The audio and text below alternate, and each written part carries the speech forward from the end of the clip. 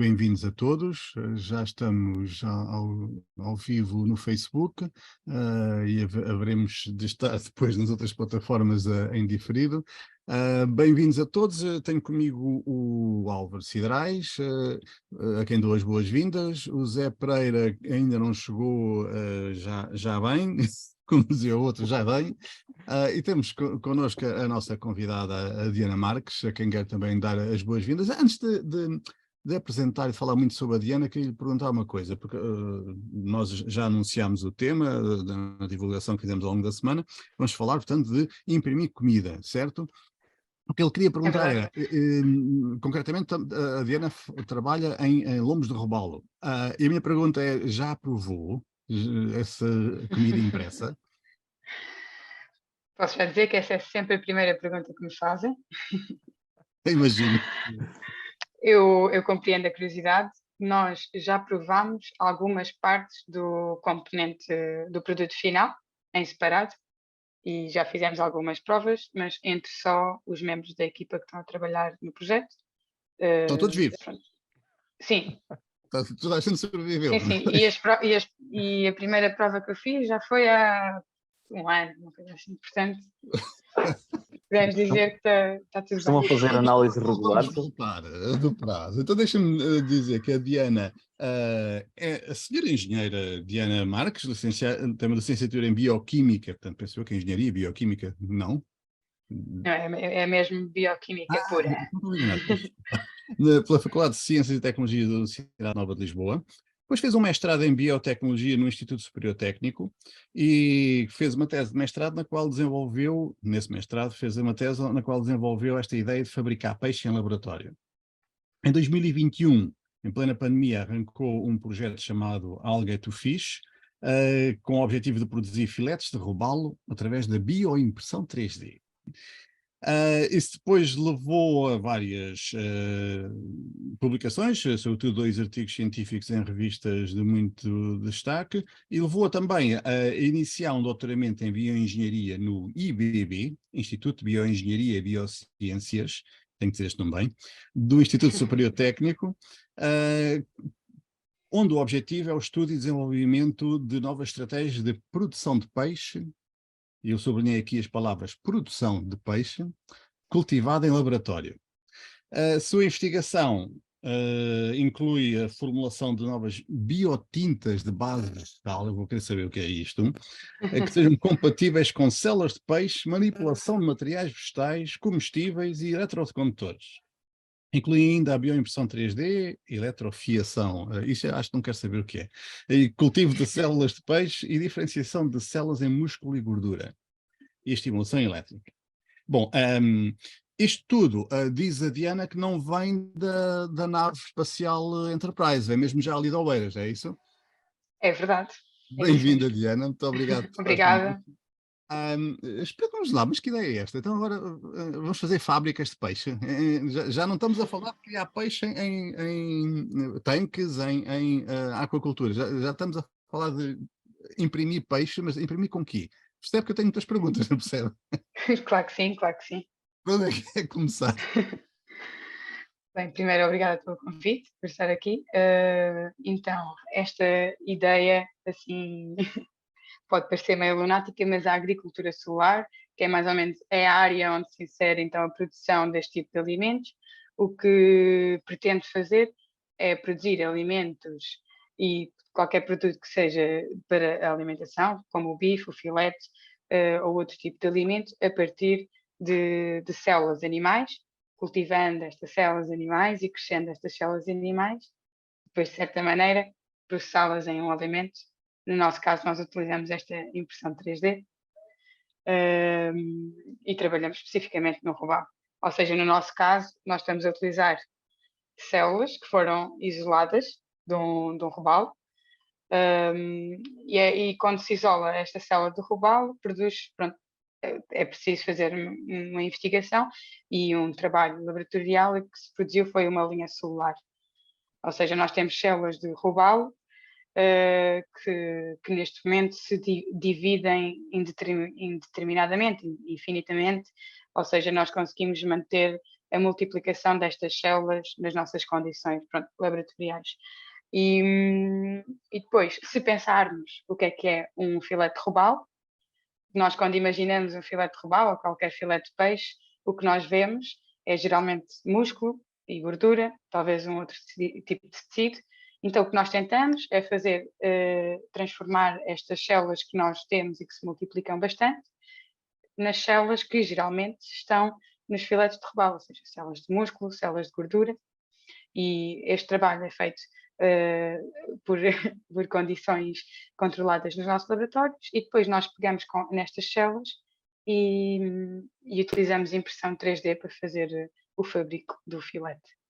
Então vocês pegam num peixe, usam as células deste peixe, multiplicam essas células em laboratório, portanto não é em fábrica por enquanto, é em laboratório. Não, no nosso caso, nós Fase estamos a fazer investigação, certo? Mas não vamos ter isso no mercado amanhã.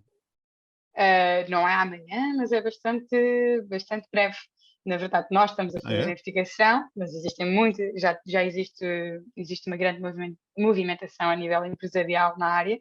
Em 2022 foram contadas 156 empresas a nível mundial e, na verdade, há muito pouco tempo foram anunciadas a produção de 8 fábricas pilotos só na Europa. Isso era a pergunta que eu ia fazer a seguir. Nós, quem? Não é só o técnico, há mais gente a nível mundial a trabalhar nisso, pelo que me está a dizer. Sim, Há exatamente. muito tempo? Por exemplo, o primeiro hambúrguer fabricado através destas técnicas foi lançado em 2013. Em 2013, é Há 10 verdade, anos. é o que nós chamamos do pai da agricultura celular. Este senhor chama-se Mark Post e na altura, quando ele produziu o hambúrguer, tinha sido pioneiro e o hambúrguer era muito caro. Ou seja, o hambúrguer custou na sua totalidade 200 mil euros, uma coisa assim. Pronto, um absurdo. É verdade, é verdade. Pronto, porque as técnicas que existiam não estavam não eram eficientes para produzir a larga escala, neste caso nem a pequena escala, mas até já existe uma empresa no mundo, só uma, que vende este tipo de produtos. Já estão à venda. Isso é muito mais à frente do que eu pensava. E isso leva-me à questão, e quem é que compra isso? Ou antes, É como- antes de chegarmos ao mercado, portanto, eu posso deduzir do que disse antes que pode-se imprimir todo o tipo de comida. Peixe, estão vocês a trabalhar, mas falou em hambúrgueres, portanto, carne também, Uhum. legumes também, todo o tipo de comida. Sim, sim. Pronto, a questão dos legumes até já é feita já há bem mais anos, que é uma coisa que nós chamamos de alimentação personalizada, ou seja, já existe impressão de legumes através de pastas por pessoas, por exemplo, que têm alguma deficiência a nível do trato digestivo, ou etc., e que Então essas precisam. pastas não são legumes moídos, basicamente, está a dizer que são Sim, impressas? não, nesse caso sim, porque nesse caso não precisaríamos deixá-las vivas. No Ah, caso da carne cultivada ou do peixe, as tintas são completamente diferentes, ou seja, o que nós utilizamos para imprimir, na sua grande maioria, tem que ser as células e as células têm que estar vivas. O que nós utilizamos que é as tais biotintas, que mencionou há bocado, que são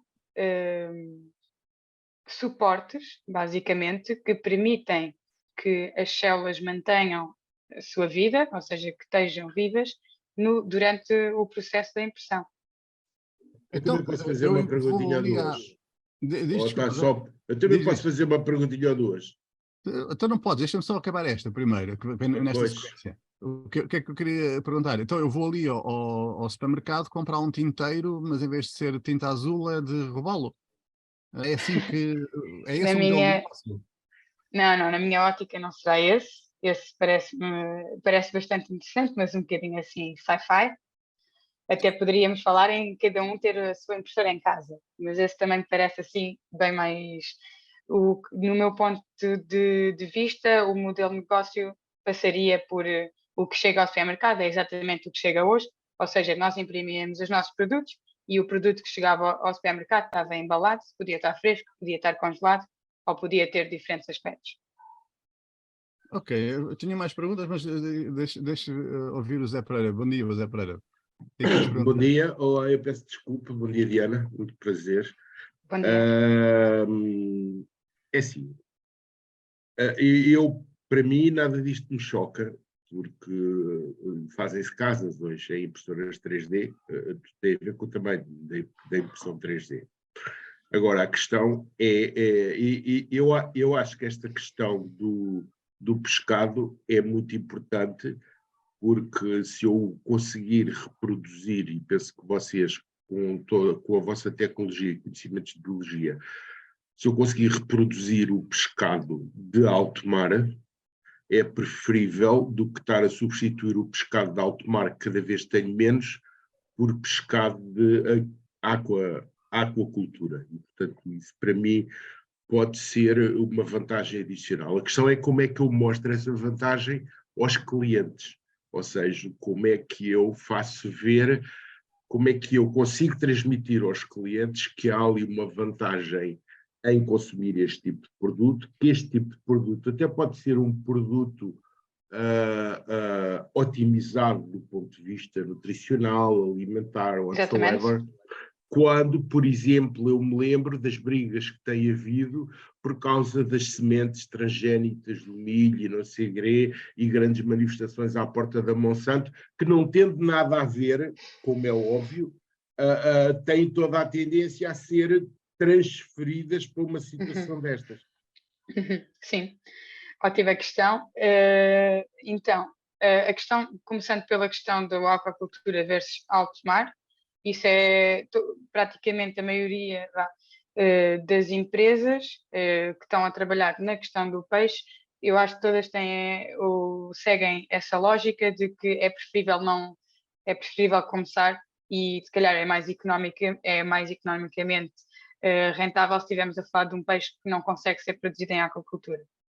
Ou seja, porque a aquacultura existe, nós não estamos aqui para substituir a aquacultura nem nenhum tipo de agricultura convencional, nós queremos só ser mais um tipo de produção, e se nós conseguimos produzir através destas técnicas peixe que não se podem produzir em aquacultura, perfeito, e muito melhor para nós. Na outra questão, lá está, sim, os nossos produtos não são transgénicos, não são GMO. Isso depende do tipo de alterações que nós fazemos a nível das células, e nós poderíamos optar por fazer, transformando as células numa célula mais eficiente e que consegue ainda mais rapidamente produzir o músculo à gordura, mas o nosso processo não tem isso. Percebo que pela população pode ser... Deixa-me interromper para aprofundarmos esse assunto, porque eu acho que no fundo é central, que é, vocês estão a produzir um alimento, e já provou, questões que se colocam, sabe o mesmo? Faz o mesmo? É seguro? Qual é a vossa análise da experiência que já há empresas do mercado já têm essa experiência? Sim. A minha análise é que sim, é seguro e nunca vai estar a ser, nunca vai para venda se não for seguro. Nós E passamos sabe por robalo? a questão do sabor, ainda não consigo dizer se sabe a robalo, nós só provámos, como eu lhe estava a dizer, só provámos uma parte, nós provámos a parte gordurosa e a parte das biotintas, e o sabor era bastante neutro, era meio salgado, mas era bastante neutro. No entanto, graças a essa prova, temos agora uma aluna no projeto que está a fazer a sua tese de mestrado só para melhorar o sabor do filete. Desculpe só uma pergunta. Aluna onde? Como? Aluna onde? No projeto do Algae to Fish, no técnico, connosco, no IBB, nos laboratórios. Temos no técnico. Sim.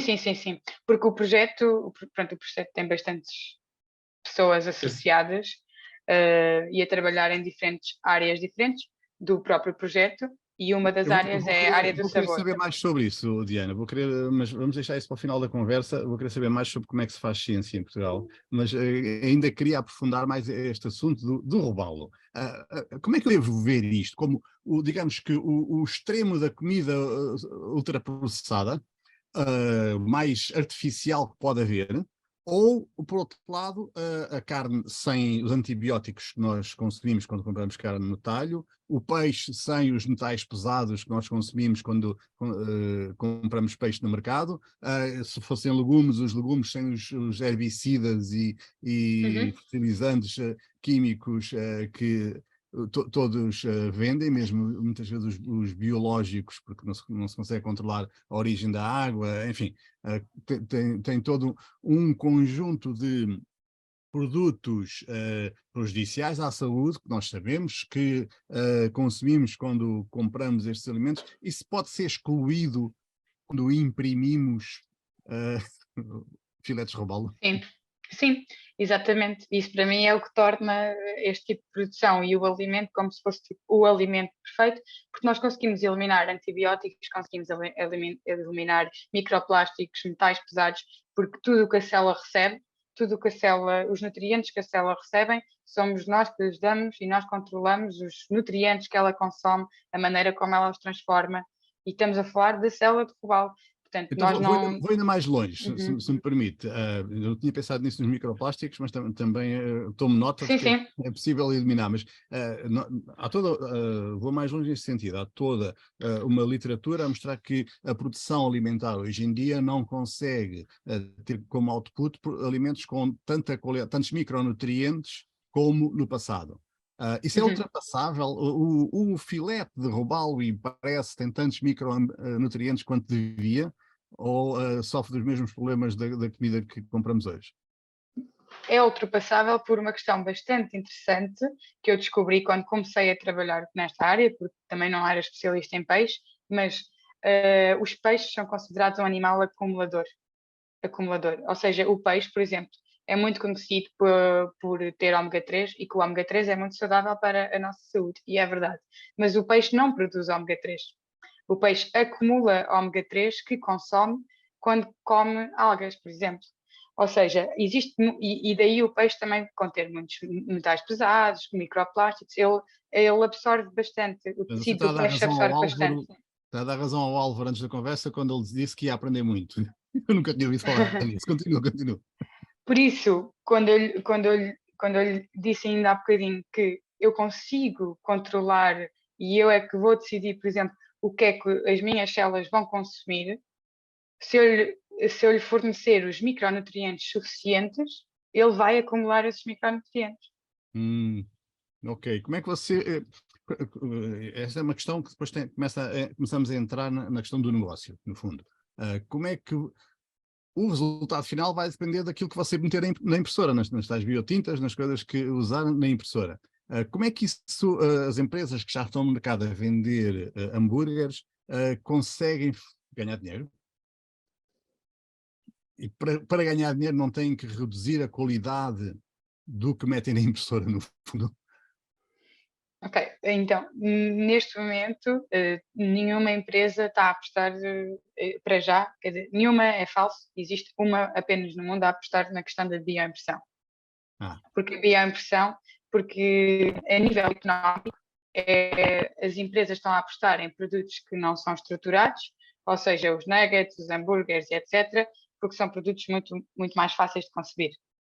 A bioimpressão permite então fazer produtos que nós chamamos de produtos estruturados, como é o bife, que quando olhamos para o bife ou para o filete, são muito mais complexos a nível arquitetónico e de estrutura tridimensional do que um nugget, que é uma massa conjunta, ou seja, isso torna o processo mais barato e é por aí que as empresas estão a apostar neste momento para ser o seu primeiro produto. Aliás, o produto que está no mercado são nuggets de frango. Portanto, eu deduzo que eles não estejam a diminuir a qualidade de todo, eles estão simplesmente a diminuir a complexidade do processo para conseguir obter produtos mais rentáveis, mais baratos e que possam ser vendidos depois também, por consequência, mais baratos, nesta fase inicial da área. Ok, eu queria entrar, não sei se tenha mais alguma pergunta sobre o produto em si, Zé Pereira e Álvaro, porque eu queria entrar nas questões éticas e deixar para trás os filetes. Mas ainda quero fazer outra pergunta sobre esta história da bioimpressão. Tem que ser bioimpresso com o formato de um peixe ou de um filete de peixe, ou eu posso imprimir filetes de robalo com o formato da cabeça do Trump, por exemplo. Sim. E pode fazer o que quiser. Epá, isso vai ser uma festa para os designers, para os meus alunos de Um marketing. gajo, por exemplo, pode fazer filetes Reval Sputnik impressos. Isto vai É ser. verdade. Portanto, eu Nós posso achamos. imprimir. Sim, sim, sim. A sério, isto abre possibilidades fantásticas para a malta de marketing. Vai ser uma festa. Então, ok, vamos passar às questões, se não se importam, às questões éticas que isto levanta, porque já começámos a abordar isso. O Zé Pereira falou aí bem dos organismos geneticamente modificados. Quando eu estava a estudar, havia toda uma grande conversa. Deixa-me só uma coisa, ainda em relação ao produto. Fernando, vai por aí fora. É possível, quer dizer que eu posso fazer um hambúrguer ao mesmo tempo com sabor a peixe e a carne? E a Essa é uma vegetais? pergunta. É uma pergunta muito interessante. Nós estamos sempre a brincar lá no laboratório, porque pronto, com isto é possível mesmo muitas coisas, como é possível, por exemplo, não é o que nós achamos que o consumidor vai aceitar, porque o consumidor vai querer produtos que nós estamos habituados e que sejam convencionais e que sejam a imitar, pronto, o que existe, mas é possível. Eu poderia até eu posso fabricar o design do bife, mas a utilizar as células de robalo. Posso fabricar o design do filete, mas a usar as células do bife. Posso fabricar um filete, um design X, mas com as células de salmão, com outro tipo de células. Oh, Diana, deixe-me só fazer uma pergunta. Ou seja, isto, desculpa, isto então é universal. Isto é universal, ou seja, é possível produzir um alimento que se adapta de uma forma à Indonésia, outra forma a Timor, outra forma a Portugal, pronto. E o que pode ser muito interessante. E até estava a pensar noutra coisa, que é inclusivamente isto, pode produzir alimentos para os próprios animais. Ou seja, podemos multiplicar de novo animais, não na perspectiva de os comer, mas na perspectiva de os ter, de recuperar a biodiversidade. Isso é uma ótima questão levantada, porque até existem empresas já que, pronto, são startups que estão a fazer, por exemplo, pet food a partir destas tecnologias. Deixa-me posso só colocar aqui uma questão antes do Fernando partir para as questões éticas, porque isto acho que vai impactar com as perguntas do Fernando. Ora bem, com toda esta flexibilidade e esta amplitude tecnológica, desculpe lá, eu não comecei de princípio. Qual é a sua área de estudo, especialidade, biotecnologia, biomédicas, quê? Biotecnologia, neste momento bioengenharia. Ok, muito bem. É do técnico? Exatamente. Ok, muito bem. O meu filho também é.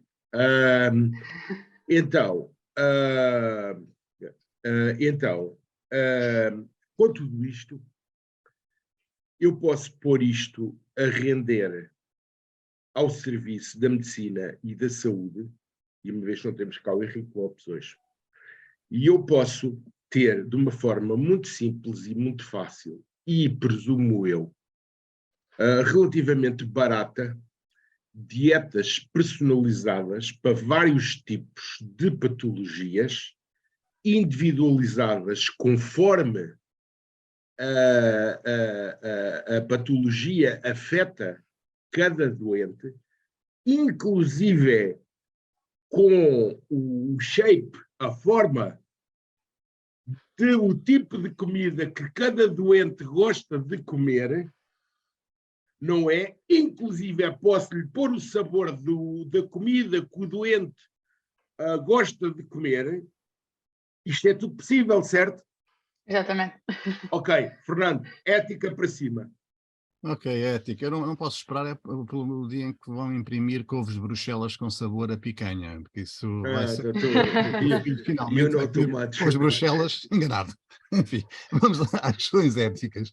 Eu estava a dizer que já há muitos anos, quando estava a estudar, os organismos geneticamente modificados estavam a entrar no mercado e havia toda uma oposição a dizer, basicamente, a gente não sabe os efeitos de longo prazo disso. Ou seja, já tinham sido feitos todos os estudos e mais alguns, tinha-se concluído que aquilo não era prejudicial para ninguém, mas havia muita gente, aliás, na altura, quem se manifestasse contra a utilização de OGMs porque não sabemos os efeitos de longo prazo disso.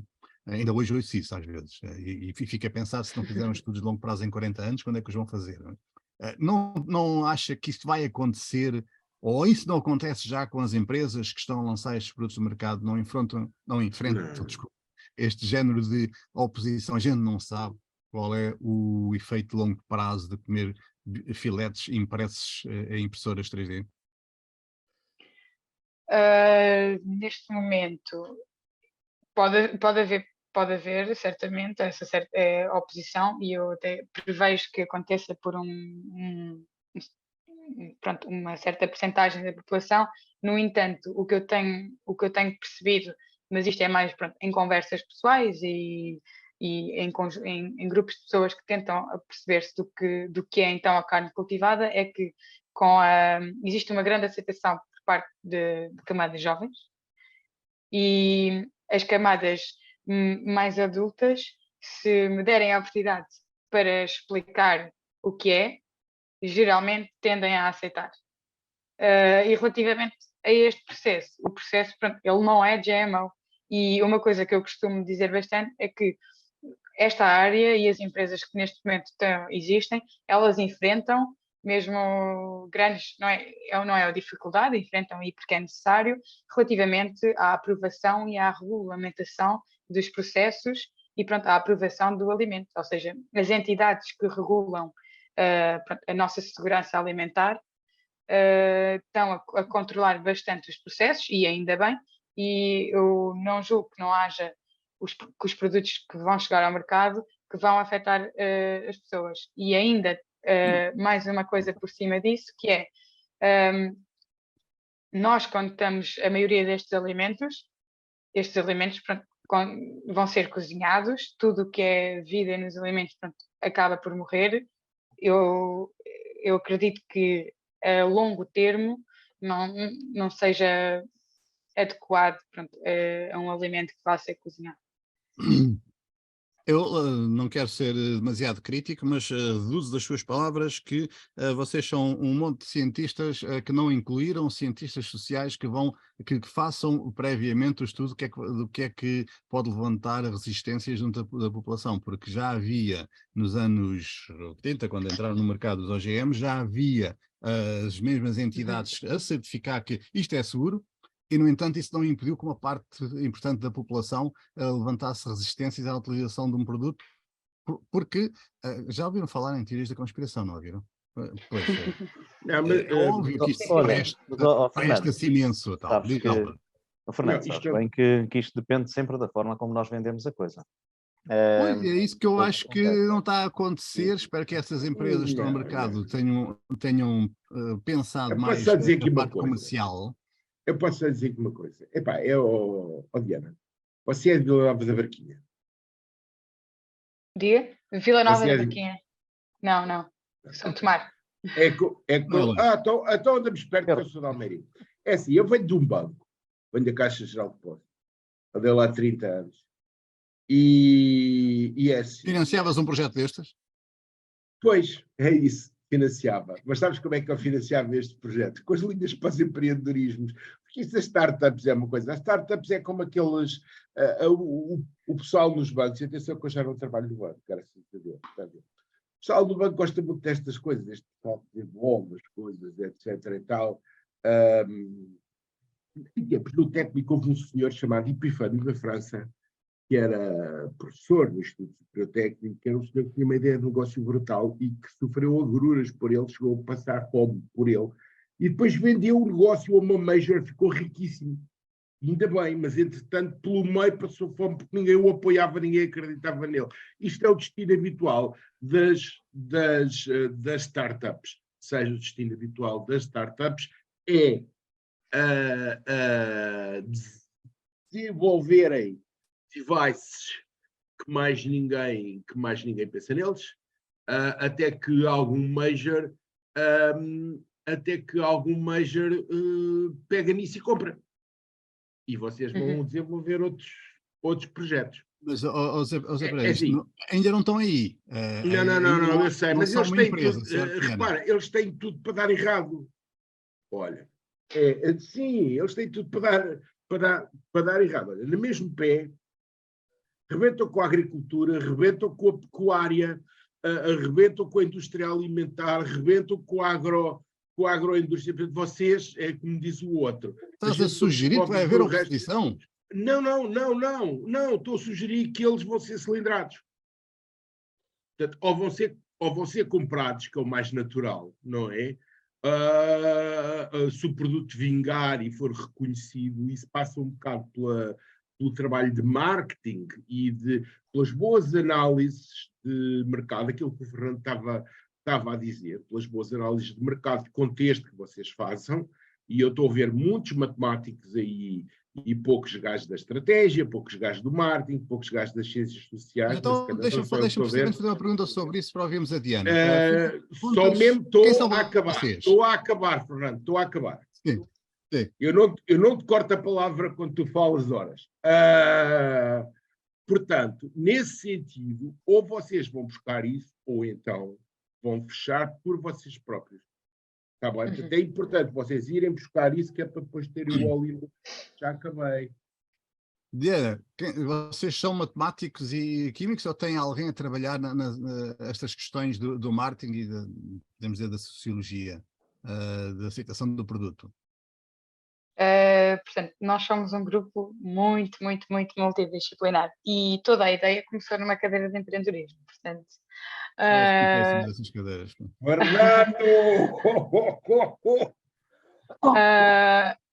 mas, por exemplo, nós na nossa equipa, nós temos, pronto, eu sou de biotecnologia e bioengenharia, temos um engenheiro mecânico que nos ajuda na parte toda da impressão 3D.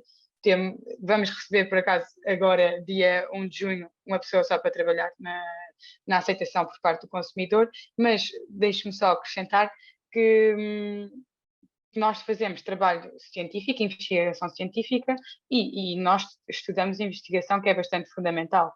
A nossa investigação, neste momento, não foi financiada para nós desenvolvermos um produto e para pensar só na venda desse produto. Nós estamos a fazer investigação muito fundamental acerca de como desenvolver esta tecnologia e torná-la eficiente. No entanto, as empresas que o estão a fazer, porque pronto, nós não somos uma empresa neste momento, as empresas que o estão a fazer têm diferentes áreas dentro das startups e das empresas em que estão a fazer, evidentemente, tackle de todas essas áreas, e existe mesmo organizações já não governamentais e bastante renomeadas, como é o exemplo da Good Food Institute, New Harvest, especialmente a nível, pronto, dos Estados Unidos da América. Existe uma organização não governamental que todos os anos lança estudos sobre aceitação por parte dos consumidores, sobre sustentabilidade do processo, sobre muitas dessas questões que o José levantou. Mas isso leva-me à questão final, porque temos que, entretanto, encerrar, mas eu não queria acabar sem lhe perguntar, ainda na sequência de quem são vocês, lhe perguntar, pelo que eu ouvi, afinal concluo que ainda há cientistas em Portugal. Eu pensei que tinham imigrado todos, pelo menos conheço tantos que imigraram, mas já não havia ninguém cá. Como é que se financia a ciência, como é que se mantém em funcionamento um grupo de investigação em Portugal? É como o Mariano Gago mandou. Coitado do senhor. Pois. Ainda estás a culpá-lo. Deixa eu ouvir a Diana. Acabou com as carreiras de investigação, não o hei de culpar. É verdade, mas cada vez é preciso muita motivação e é preciso querer muito trabalhar na área para ficar. Existe muita gente a trabalhar na investigação, existe muitos cientistas a fazer investigação de mesmo muita qualidade e muito complexa. Sim, talvez alguma pena que não seja tão vista, ou que não seja, pronto, dado o devido valor, e alguns, sim, e a sua grande maioria talvez vá para fora. Duas ou três perguntinhas rápidas. Uma pergunta chata: que idade é que tens? Eu tenho 24 anos. 24 anos. És bolseira? Pergunta às senhoras, pá. Sim, eu estou com uma bolsa da FCT para fazer o meu doutoramento. És bolseira há quanto tempo? Estou no meu segundo ano de bolsa. Ok, estás a descontar para o IRS e para a Segurança Social? Ainda não. Ok, não mais questões. É assim que tratamos os cientistas, não é?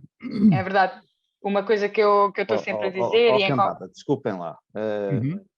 A Diana, pronto, podemos ver isto pela perspectiva negativa, mas podemos ver isto pela perspectiva positiva.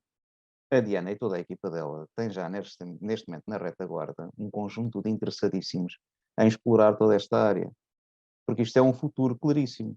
E, portanto, inclusivamente, as pessoas que fazem investigação nesta área, se calhar não têm que ser olhadas como investigadores que têm que ser financiados. Eles são autofinanciáveis em múltiplos aspectos. É só uma questão de bater à porta certa. Porque o potencial que vocês evidenciaram aqui... Então, estás a dizer que a Diana não sabe a que portas bater. Não bateu às portas certas. Não, Diana, a Diana está a bater Diana, às portas certas. Tem ido a calls de investimento? Sim, eu posso... eu posso dizer... Não, o vosso projeto tem ido a calls de investidores para investirem no vosso projeto, na vossa startup? Já foram alguns? Não, mas neste momento nós não somos uma startup. Neste momento eu estou a fazer o meu doutoramento. O doutoramento é por si só investigação fundamental. Portanto, se vier a existir a startup, vai ser depois do doutoramento. Mas o que acontece neste momento é que nós procuramos em fundos, ou seja, investimento a nível do projeto científico. E o primeiro investimento foi o Algae2Fish. A bolsa é dessa organização não governamental que eu falei, dos Estados Unidos da América. A bolsa foi-nos dada por eles.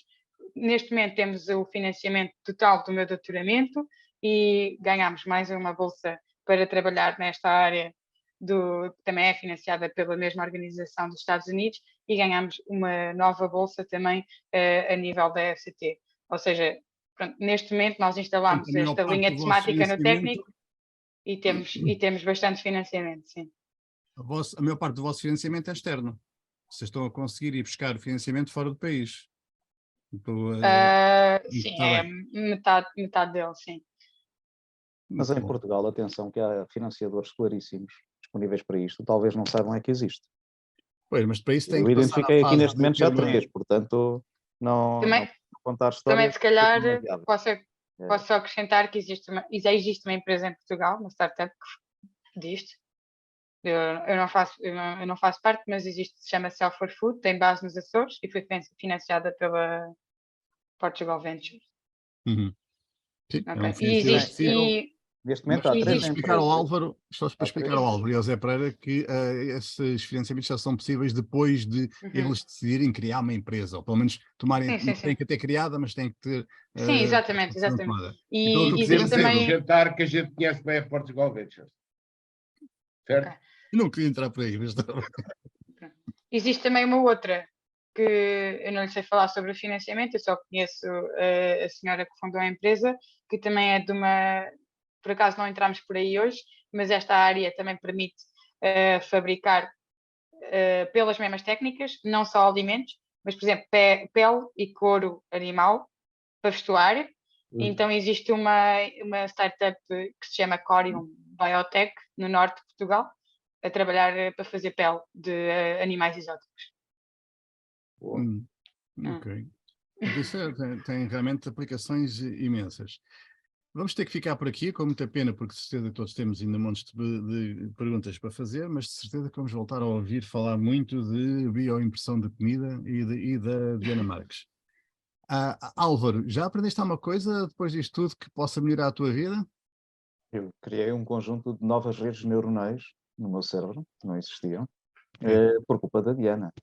Portanto, fico feliz. Sim, exatamente. É interessante ver, e é mesmo muito agradável ver, que uma miúda de 24 anos, uma criança, ensina aqui uma cambada de velhos sobre aquilo que podem ser os futuros do desenvolvimento de uma sociedade. E eu acho que esta é uma realidade em que nós estamos a conviver hoje em dia, e fico aqui, digamos, uma primeira abordagem, um caminho claramente que é um caminho de futuro, que vai ter impactos fortíssimos na economia, na sociedade e também na saúde. Nós não abordamos aqui um tema, mas que é um tema, aliás, o Zé Pereira tocou em certa medida, que é um tema crucial, que é o tema da nutrição. E dentro da nutrição, isto quer dizer, por exemplo, termos impactos no aumento da longevidade das pessoas por causa do aumento da sua qualidade de vida. Quer dizer, se calhar, conseguirmos produzir a nível mundial sem poluição aquilo que hoje em dia não conseguimos, que são coisas muito interessantes, porque habitualmente nós, a agricultura convencional. A agricultura convencional é pura e simplesmente a maior destruidora do planeta nas condições da água e nas condições do solo, que são o suporte da vida. E portanto, dos gases de efeito de estufa, é só... Já para nem falar nesses, exatamente. O interrompimento. Mas... Não, é mesmo isso. E, portanto, a produção agroalimentar hoje em dia já começa a ser considerada por muitas áreas de investigação científica como uma das áreas mais críticas da destruição do planeta. Portanto, encontrar alternativas para estas formas de produção é claramente uma proposta que aqui está em cima da mesa e que a Diana nos traz com toda uma equipa de investigação e com todo um sistema mundial de partilha de informação para produzir novas soluções. Portanto, esta questão da nutrição e a questão alimentar pode chegar a impactos do tipo facilmente chegarmos aos 120 anos de vida, em vez de estarmos nos 80, e de uma vida com maior qualidade. Porque uma das questões cruciais do envelhecimento é a nutrição alimentar. A outra questão é a fome, e ainda no outro dia o Henrique referia isto, o Henrique Lopes. Temos mais de 1.000 milhões de pessoas a morrer de fome, ou a sofrer de fome todos os dias no planeta. E, portanto, conseguirmos construir fábricas que, de forma ética e responsável, produzem estes alimentos para, pelo menos, suprir as necessidades nutricionais destas pessoas, isto é algo que pode mudar muito todo o sistema. Agora, é evidente que isto é uma mudança crucial em todo o sistema. E eu estava aqui a equacionar questões como, por exemplo, quem é que vão ser os produtores? E, claramente, a distribuição vai ser uma das principais entidades de produção também deste sistema. Então, o que é que acontece aos produtores atuais? Eram os tais inimigos que o José Pereira há pouco estava a chamar a atenção. Vai haver aqui muita gente a não querer que estes projetos vão para a frente. Mas nós podemos dizer também, se trabalharem numa lógica de cooperação e de inteligência de uma nova sociedade, que estas organizações e estas pessoas podem estar integradas claramente neste sistema. Aquilo que me estava aqui a questionar muito era exatamente os aspectos éticos, não no sentido negativo, mas, por exemplo, mas num sentido positivo, francamente positivo. Ainda hoje eu estava a questionar, por uma pergunta que apareceu no Facebook, se era ético comermos os bifes que comemos atualmente porque matamos os animais. E não é ético, mas nós nunca refletimos sobre isto. E, portanto, se calhar também isto leva-nos a uma predisposição para uma outra ética e para uma outra sociedade. E, portanto, é muito agradável mesmo ver que uma investigadora científica, desculpem, eu não vou comer este cão também, estraga-me aqui algumas coisas, ter uma miúda... Liberdade de expressão para os animais carinhosos. Exatamente, deixa estar, olha, pronto, vou ter que fechar a porta, coisa que para. Mas ter aqui uma miúda que, integrada no sistema de investigação científica português e de formação e de educação, está a trabalhar em áreas cruciais do desenvolvimento de uma nova sociedade, deixem-me dizer, porque é um prazer imenso. E ver que estes velhinhos que aqui estão podem aprender uma nova sociedade e sonhar até com uma nova sociedade em função deste tipo de investigação científica que está a ser feita por estes miúdos loucos que se lembram de ficar em Portugal. Desculpem lá, mas é outra alegria. Mas ela ainda vai estar cá muito tempo. Sabes qual é o problema? O problema é que há muita gente das nossas gerações que é incapaz de aceitar e, sobretudo, de assumir que putos de 20 anos podem ser jovens. Esse é o grande problema. Certo? Mas quando vêem vantagens nisso, seja pelo negócio, seja pela saúde, seja por, às vezes até aceitam. E, portanto, olha, eu diria, aprendi imenso e, acima de tudo, abri novas autoestradas de aprendizagem no cérebro, novas redes neuronais, por culpa desta ideia tão louca de produzirmos alimentos 3D. Tem, obviamente, todo o sentido e pode ser, se calhar, uma das chaves fundamentais da mudança na sociedade atual, associada à tal inteligência artificial que hoje em dia se fala muito, que é a coisa mais extraordinária, e que eu diria, se calhar, aqui não é uma inteligência artificial, nem nada do género, é se calhar uma inteligência ética, que vai ter que ser repensada e estruturada em função de uma coisa tão simples e tão extraordinária, que é nós passarmos a ter condições para produzir alimentos dos mais variados tipos. E, portanto, para todos, que eu estava aqui a pensar uma coisa muito gira, nós com isto podemos recuperar as espécies animais, os equilíbrios ecossistémicos, porque podemos criar alimentos, nutrientes mais adaptados a certas comunidades. Portanto, o impacto que isto pode ter numa sociedade que seja eticamente habilitada para estas novas realidades é, de facto, algo extraordinário e vale a pena pensar. E, portanto, Diana, muito obrigado. Obrigada eu pelas palavras. Por todas estas coisas que vocês estão a trabalhar. Zé Pereira, queres completar alguma coisa? Não, quer dizer, quero só muito rapidamente agradecer à Diana. Depois a gente vai ficar a falar aqui um bocadinho a seguir. Está bem. Ok, pronto, é só isso. Acho que é muito importante que estes projetos vão surgindo. É muito importante que a gente tenha alguma atenção e alguma ponderação nas expectativas. Eu tenho na primeira pessoa o caso do meu filho, teve 12 anos na Suíça, trabalhou para uma empresa de Taiwan, construiu um robô, também é do técnico, da Almac. Sabes o que é Almac, não sabes? E agora está a trabalhar na Escócia.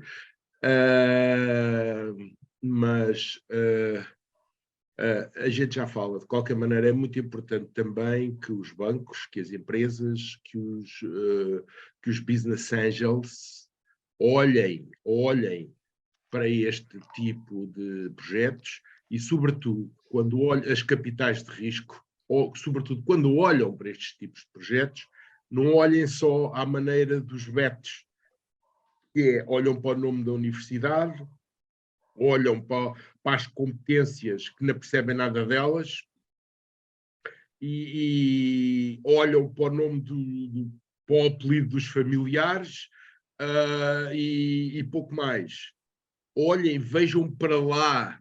Eu conheço vários projetos, estou-me a lembrar especificamente agora de um da Universidade da Beira Anterior, que nunca foi para a frente, porque os rapazes até tinham um bocado de cara de pacóvios, mas o problema era que eram 2 génios que ali estavam, e toda a gente lhes fechou as portas. E isto é muito importante, é como eu dizia há bocado, há muita dificuldade para muita gente entender que um puto de 20 anos pode ser um gênio, e que deve ser apoiado. Eu tenho ideias muito específicas aí, precisas acerca disso, forjadas na experiência, que não os vou dizer agora aqui. De qualquer maneira, atenção, pés bem assentes no chão e façam sempre a leitura 360 do assunto. A tendência é muitas vezes nós assentarmos na nossa área de conforto, que é a área que a gente domina melhor. Não se esqueça que um doutorado é um PhD, Philosophy Doctor, sabe falar de tudo. É isso que a menina está destinada, está bem? Muito obrigado. Obrigada. Menina Diana, muito obrigado. Pegando na palavra do Zé Pereira, muito obrigado, menina Diana, por estar connosco. Isto é realmente, como os meus colegas disseram, um tema que vai mudar muito a sociedade e não podemos, obviamente, abordar tudo, porque isto levanta algumas questões de enorme potencial na área da distribuição alimentar. Só dizer que o planeta já hoje em dia produz alimentação suficiente para 10 mil milhões. E, no entanto, há muita gente que passa fome, porque entre a produção e o local de consumo há problemas difíceis de resolver com a distribuição. A possibilidade de imprimir a comida junto dos locais de consumo vinha resolver, ou virá, pelos vistos, virá mais depressa do que pensamos, resolver uma grande parte desses problemas, portanto tem potencial enorme. Mas também tem um potencial de disrupção da sociedade enorme. O Zé Pereira falou aqui uma série de indústrias que basicamente podem ficar no desemprego. Estou a exagerar, obviamente haverá sempre quem crie porcos e vacas e não sei o que mais, mas a grande parte dessa produção poderá ser substituída e, portanto, haverá grandes alterações na sociedade. Portanto, isto é seguramente um tema que trará muitas outras oportunidades de discussão. Diana, quer fechar com alguma ideia adicional? Pronto, fechar só com uma final e breve opinião minha em relação a esta área. Eu acho mesmo, e do que eu conheço da área, que pode ser uma área revolucionadora a nível da sustentabilidade, da saúde humana, como nós falámos, e muito da ética, e acho que vai estar sempre